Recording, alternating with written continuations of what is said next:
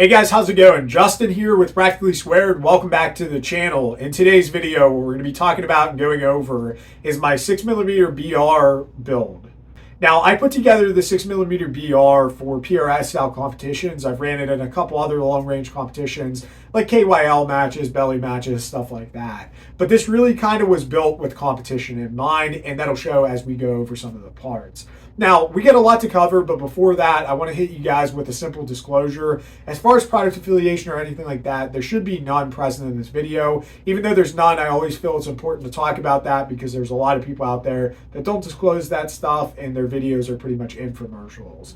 I'm not a sponsored shooter or anything like that, so none of these products were given to me. I shopped around, I got some pretty good deals on them. At the end of the video, we'll talk some prices and give you guys a ballpark idea as far as what a build like this would cost to put together for yourself. So as I said, we have a lot to go over, so let's get into it. Let's start off talking about the action. There's a lot of good actions that you could choose to go with. What I opted to go with here is an Impact 737. The Impact Precision 737 is really a staple in the PRS community. There's tons of them that you're going to see at any given PRS match out there. What's special about the Impact 737 is Impact really took the Remington 700, brought it into the 21st century, and perfected it. I know it's kind of cliche to say that, but it's still a traditional 90-degree bolt throw like a Remington 700, but they added some features to it that make it better. It's got a 20 MOA built-in rel. It's got a built-in recoil lug. The machining on this thing is like impeccable, and the tolerances that they hold these guns to is phenomenal. The action's a super smooth action, but it's not super smooth to the point where if it gets dirty or gets debris in it or something like that, it starts to bind up. They tolerance these actions appropriately, so the guys out there running the field, if these things get a little dirty, if it gets sand, if it gets grit in there, they're still going to run like a top hat, and that's one of the really nice things about the Impact 737. They're not cheap. They're pretty expensive, around like $1,350, $1,400 or so, but they're a super solid, well-built action that's going to last you a lifetime. They accept pre-fit barrels, whole 9 yards. Really, the only thing that this doesn't have that maybe you would want is maybe a shorter bolt throw, but there's advantages to a 90 over a 60 and vice versa. Maybe in a future video we'll cover that. And also it doesn't have the set change barrels like some other actions have these days. However, there's pros and cons to that, and just being completely honest, out there in the PRS world, you're not going to see too many people doing quick change barrels just because it's not a feature that a lot of people care about in a PRS specific built gun.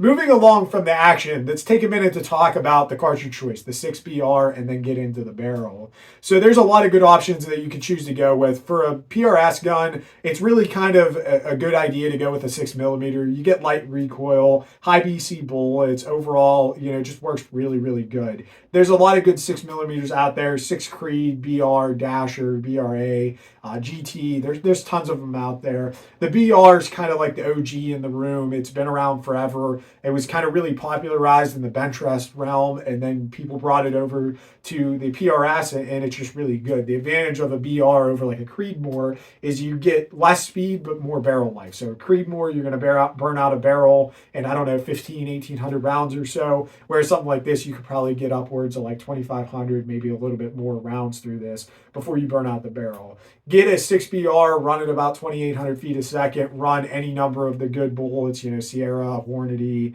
or of course Burger bullets, and you're going to be super happy with it. Low development's real easy with a BR.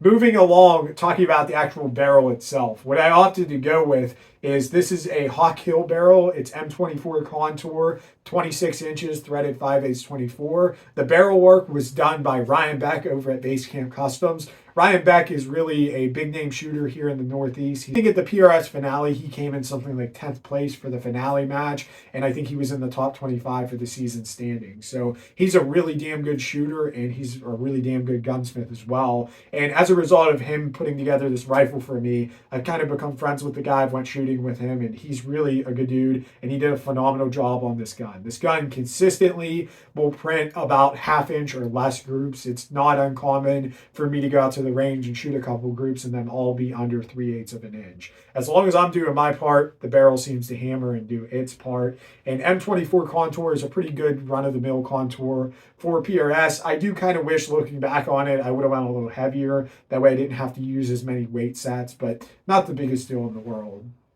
Moving along from the barrel, let's talk about the muzzle device out at the end. A lot of you guys that know me know I'm a big suppressor fanatic, and the main reason why I'm not running a suppressor on here is just simply because it's the game of PRS. And the game of PRS is really recoil management, and a traditional brake works a little bit better. Also, a suppressor adds a little bit of length, and then you got to worry about managing Mirage with a Mirage cover or something like that. So I opted to just run a brake. I'm going to have to wear ear protection for PRS anyways, so not the biggest deal in the world. What I opted to go with, though, is the Area 419 Hellfire Match muzzle brake. What's special about that is to the shooter, you don't get as much concussion. Like shooting this thing, you don't get that obnoxious punch in the face like you do with a lot of brakes. If you're standing beside it, there's a lot of concussion with this brake, but to the shooter, it mitigates a good bit of it, which is personally something that's really appealing to me. It's something that I've always hated about brakes. Moving on from the brake, let's go back to the center of the gun here, and let's talk about triggers for a second. There's a lot of good triggers out there. Of course, the Impact 737 being a Remington 700 clone, you're getting Remington 700 triggers in here. So you got tons of different options. You know, it's one of those pick your poison deals. What I opted to go with is the Bix & Andy Tac Sport, and I opted to get it in a 2-stage. I really like the 2-stage because for precision work, I'm used to doing it with like ARs and stuff, and I like being able to pull out the slack, get fine-tuned on target, and then break that shot. Also, in a PRS rig, a lot of guys are running sub 1 pound triggers, and I just personally feel a little more comfortable running a 2-stage. You get more travel, so you have less chance of like an 80 or something like that. Just kind of my weird quirk. A lot of guys run single-stage triggers. There's tons of good options out there. Bix & Andy even offers this trigger in a single stage if that's your jam. Moving along from the trigger, I think the next thing we should talk about is going to be our chassis. So I originally built this gun and I had a MPA Matrix chassis system, and I really did like the Matrix. However, I had to use a full internal weight set and full external weight set, and even still, it wasn't balanced perfect. It wasn't balanced where I wanted. For a PRS rifle, one of the most important aspects of it is going to be your balance point. You want to get that right. You want to be able to set this thing on a prop and it kind of sit there and not have to like force it one way or another. You really want to get balance point right. And with the Matrix, I got it pretty good, but to get it pretty good, I had to make the rifle so heavy that I was kind of struggling fighting it around working barricades. The Matrix is a really good chassis system. I'll have a video coming out on it in the near future. But what I opted to switch to is a MDT ACC. Now, this isn't the new Elite. This is the OG ACC Gen 1. What I really liked about it was I got to play around with a couple of them, and I kind of fell in love with it. I like the stock. I like how the adjustments, it just has a thumb wheel here. You loosen it and you can make your adjustments, whereas on the MPA, I had set screws and stuff like that. So it is a little bit nicer. It's little small stuff like that. Also, this chassis is relatively lightweight, which is counterintuitive to a PRS rig. But the good thing about it is once you add weight sets to it and stuff like that, you could get this thing up there where you want it to be. You could get an ACC as heavy as you could get a Matrix or anything else. But with just 2 internal weights and 2 sets of external weights, I got this thing right around 22 pounds and it balances pretty good. So it's probably like 3-4 inches in front of my mag well, which is exactly where I want it to be. So I'm super happy with this chassis system. We'll have more on it to come. I literally just switched the chassis out about 2 weeks ago. So I'm still kind of getting a feel for this chassis, trying to learn it, trying to play around with it. But so far, I'm pretty happy with it.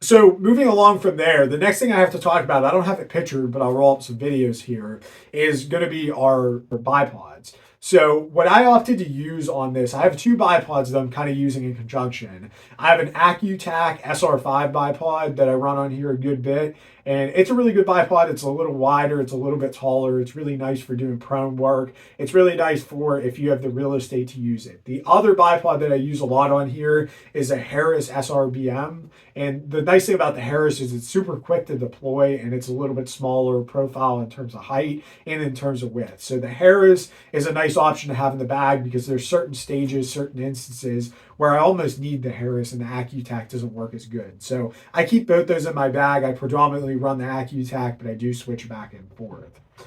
Moving along from that, the next thing I want to talk about is going to be mags. So one thing I didn't hit on when I talked about the Impact 737 is the fact that I got mine cut for AW mags. Now, you have the ability with the AW cut to run AICS or AW mags. They don't offer the AW version as standard because a traditional 2-lug 90-degree bolt throw generally requires a little bit of tweaking with your AW mags to get them to feed properly.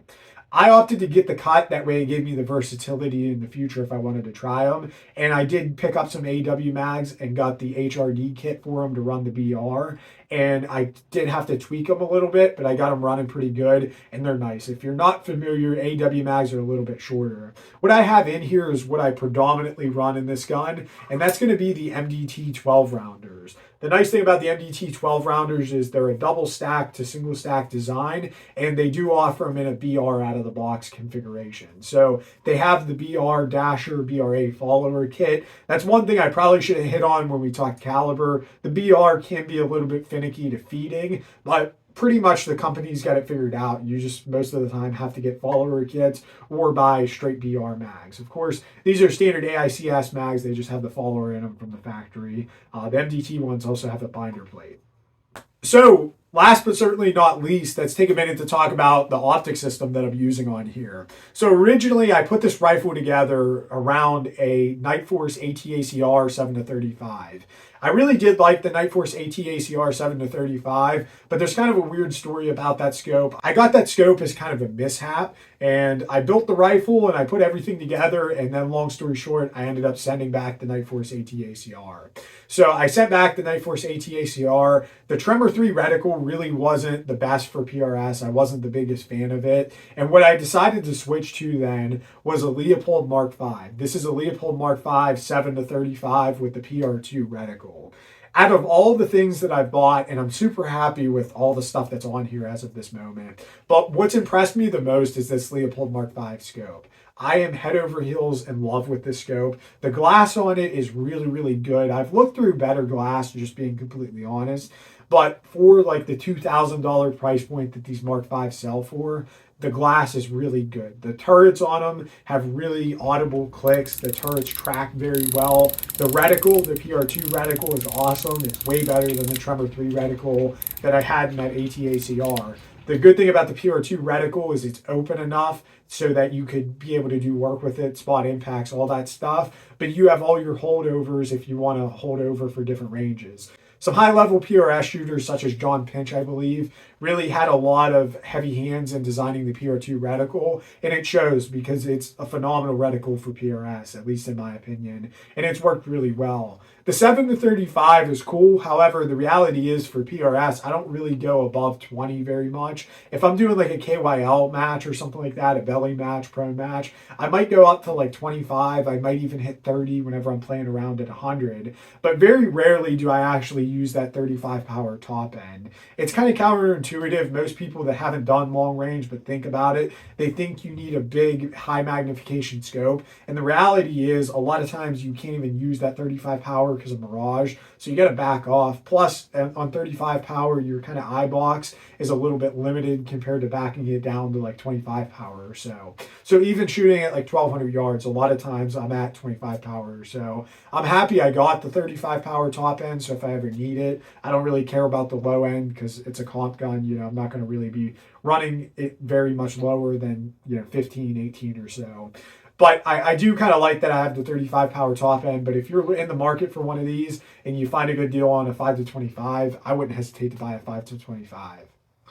All right, guys, so that's pretty much the rifle. Just kind of giving you guys my thoughts and opinions on it. I'm pretty happy with this rifle so far. As I said, some stuff I wasn't happy with, such as the chassis. I mean, I was happy with the chassis, but I wasn't in love with the chassis and the scope that I originally had on it. Those are the two big things that I changed. I played around with a couple different bipods, played around with, different weight sets. I have a Gray Ops weight set on here now with the MDT internal weights. I played around with a couple small things like that, but for the most part, this is kind of the way it's going to be set up, and I plan on running it in this configuration for the remainder of the 2023 PRS season. Unless something comes up that drastically changes my opinion or I run into a problem or something like that, this is probably how I'm going to run it, and I'll give you guys periodic updates as we go.